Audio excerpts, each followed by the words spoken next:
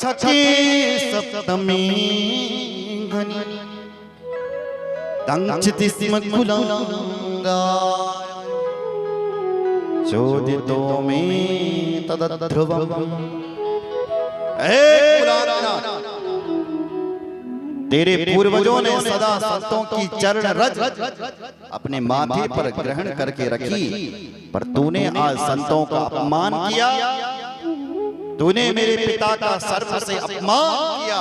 मैं तुझे श्राप देता हूं कि आज से सप्तम दिवस सर्प के काटने से तेरी मौत हो जाए।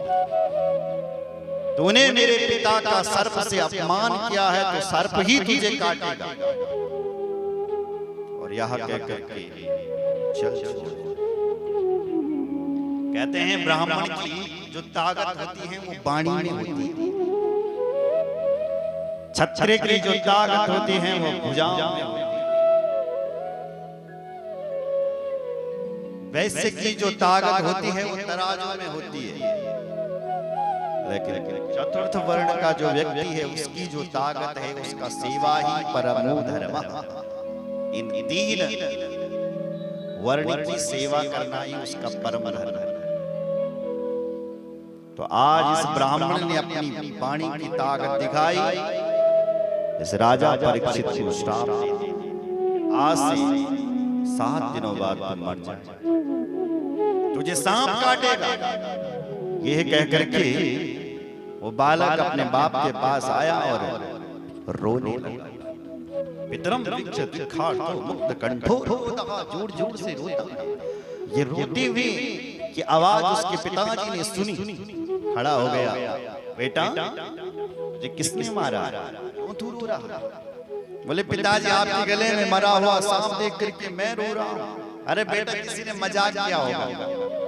पता है ना बेटा हम संत होते हैं और संतों का कोई अपमान करें तो अच्छा और सम्मान करें तो अच्छा। संत कौन है? जो 100 में स्थित है, अपने में जो मस्त है वो संत है। और जो संतुष्ट नहीं है, केवल मान सम्मान में लगा हुआ है, वो असंत है।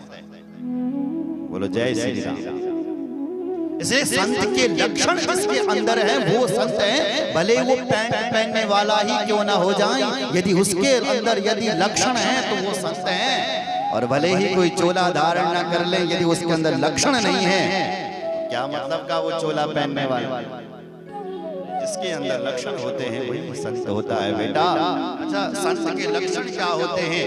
बोले तितिक्षवः कारुणिका सुहृदः सर्वदेहिनां अजात शत्रवः साधवः साधुभूषणः। साधवः साधुभूषण, ये साधुओं के आभूषण है। तितिक्षवः मतलब सहनशीलता, जिसके अंदर सहनशीलता है वही संत है, वही साधु। पैंट पहनने वाला संत हो सकता। दूसरा लक्षण साधु का होता है कारुणिका, जिसके अंदर करुणा दया, जो अपने को देख करके दुखी ना हो जाए, दूसरे को देख करके जो दुखी होता है वही संत है, वही संत। दूसरा लक्षण। तीसरा संत का लक्षण है सुहृदः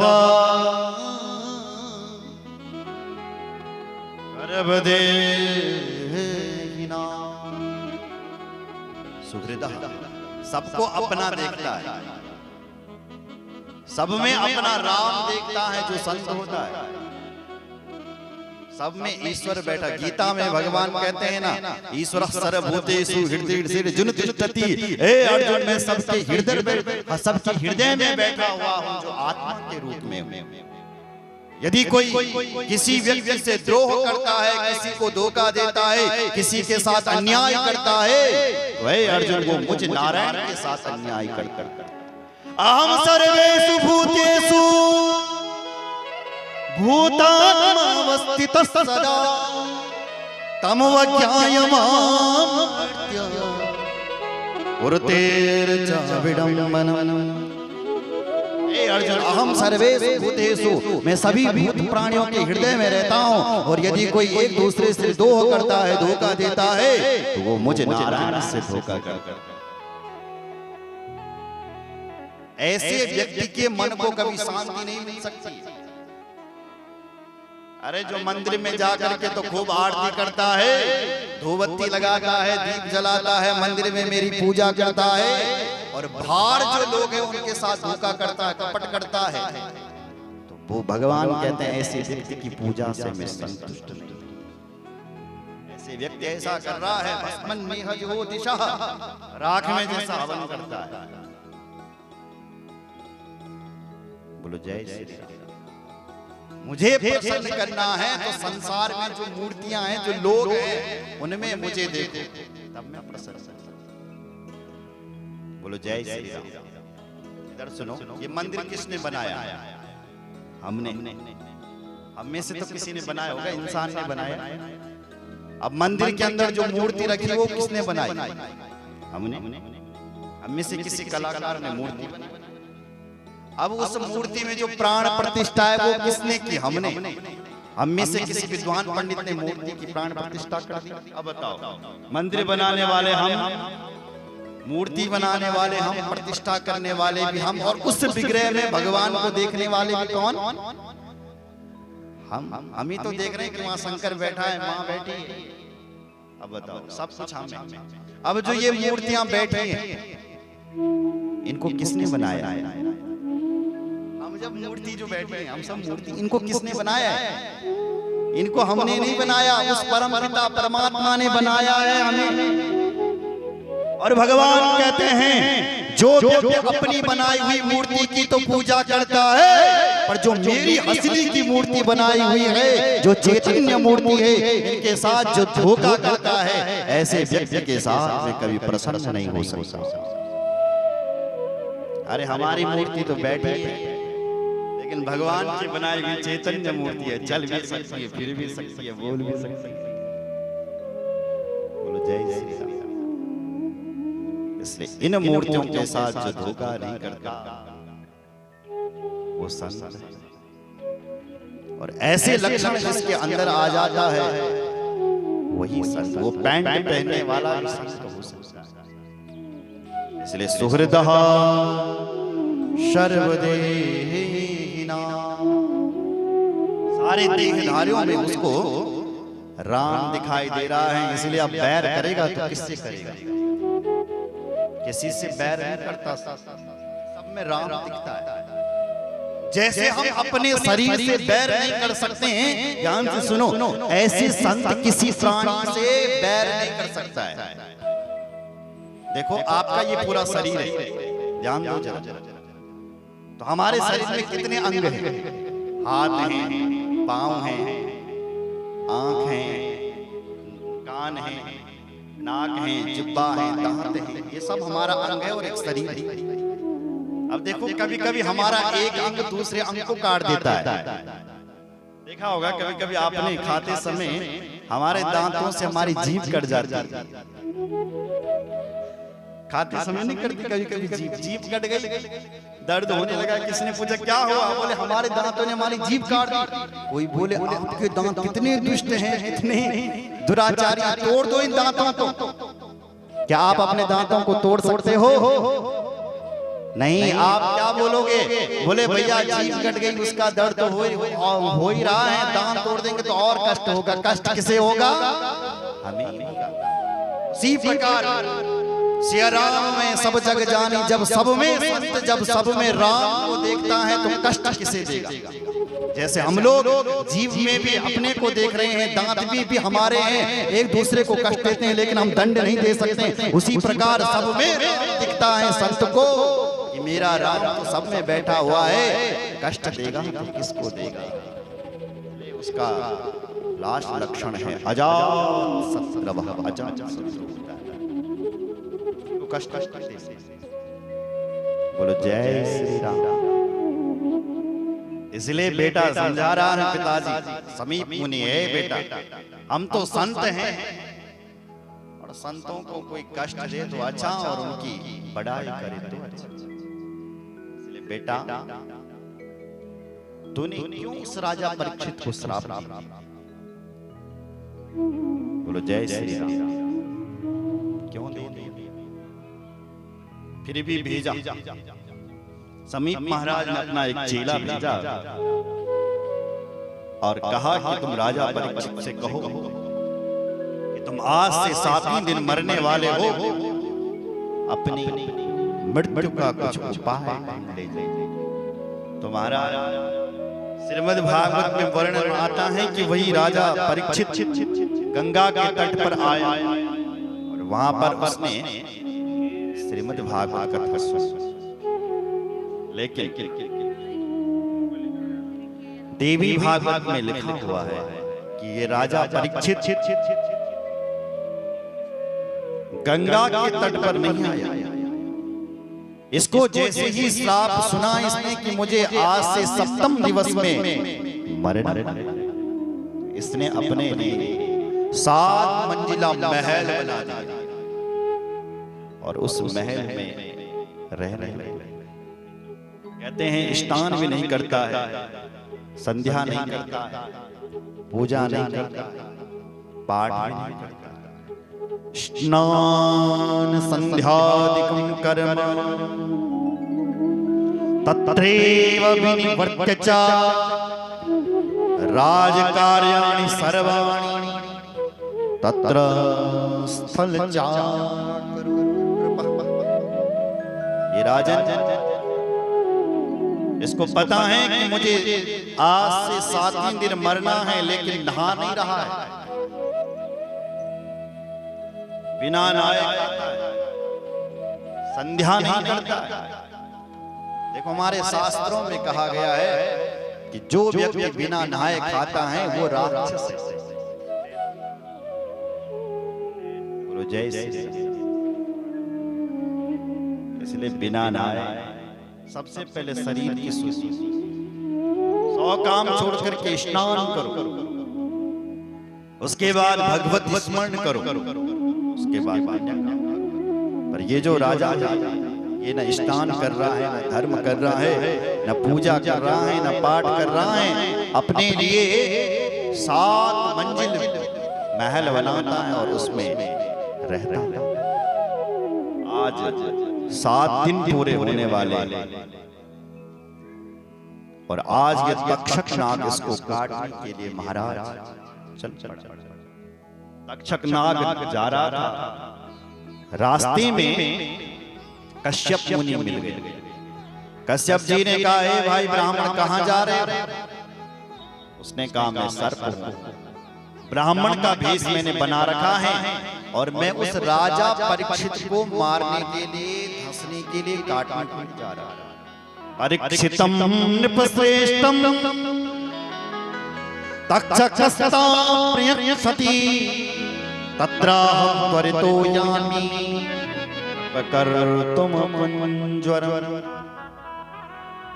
मैं उस राजा परीक्षित काटने के लिए जा रहा हूं।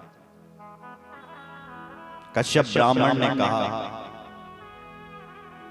तो राजा काटेगा तो मैं तुझे बचा दूंगा, क्योंकि मुझे सर्प के काटने के मंत्र आते हैं, इसलिए तुम उस राजा परीक्षित को नहीं मार सकते। क्यों नहीं मार सकते? बोले मुझे इसलिए मैं उसको बचा दूंगा। अच्छा तुम उसको बचाना क्यों चाहते हो? मुझे बोले मुझे धन की कामना, मैं इसलिए उस राजा परीक्षित को आज बचाऊंगा, क्योंकि जब वो बच जाएगा मृत्यु होने से तो मुझे धन मिल जाएगा, पैसा, मुझे पैसा मिल गया तो मैं मालूम। ब्राह्मण सर्प ने कहा, जो ब्राह्मण बना था, ए भाई कश्यप, मैं तुझे धन देता हूं पर तू मेरा रास्ता मत, उस परीक्षित को मत बुला। तब कश्यप जी ने ध्यान लगा करके देखा, आसनन मृत्यु राजान ज्ञात्वा ध्यानेन कश्यपा गृहं ययो स धर्मात्मा धनमादाय तक्षका। कश्यप जी ने क्या देखा कि राजा परीक्षित की मौत लिखी हुई, मैं इसको बचाऊंगा तो ये तो तब भी नहीं बच सकता, इससे अच्छा ये है कि धन लेकर चलता हूं। तो उस तक्षक नाग से धन लिया और वापस आया यहाँ। राजा परीक्षित के सामने ये तक्षक नाग चले गए, पर ब्राह्मण का भेष बना करके गए। जैसी ब्राह्मण बना ये तक्षक हस्तिनापुर में गया तो लोगों ने रोक दिया। इस राजा परीक्षित ने 7 मंजिला महल बना रखा है और चारों तरफ फौज लगा रखी है। एक ऐसी फौज बना रखी है कि कोई मच्छर भी वहां प्रवेश न कर सके जहां राजा परीक्षित रहता है। देखो, रावण जब अपनी लंका में रहता था ना, तो रावण भी ऐसे ही रहता था, वहां भी कोई मच्छर भी प्रवेश नहीं करता था। मच्छर ऐसा लिखा हुआ है, लेकिन हनुमान जी मच्छर बन करके गए तो भी पकड़े गए। मशक समान रूप कपिधरी, बिल्ली के समान या मच्छर के समान जैसे उन्होंने रूप धरा तो भी लंकिनी के हाथों से पकड़ा गया।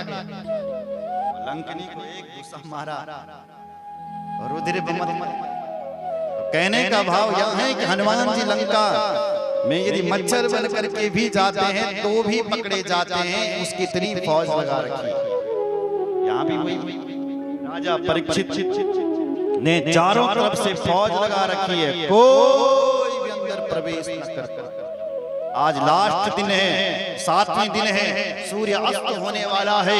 आज ये परीक्षित खुश है कि आज मैं बच जाऊंगा तो मैं हमेशा के लिए बच जाऊंगा। पर ब्राह्मण बना ये तक्षक जब अंदर प्रवेश नहीं कर सकता, तब इन्होंने क्या किया कि फल का रूप बना दिया, फल का, और फल की टोकरी बना करके ब्राह्मण वेश धारण करके चले गए। फलों की टोकरी सिर पर है।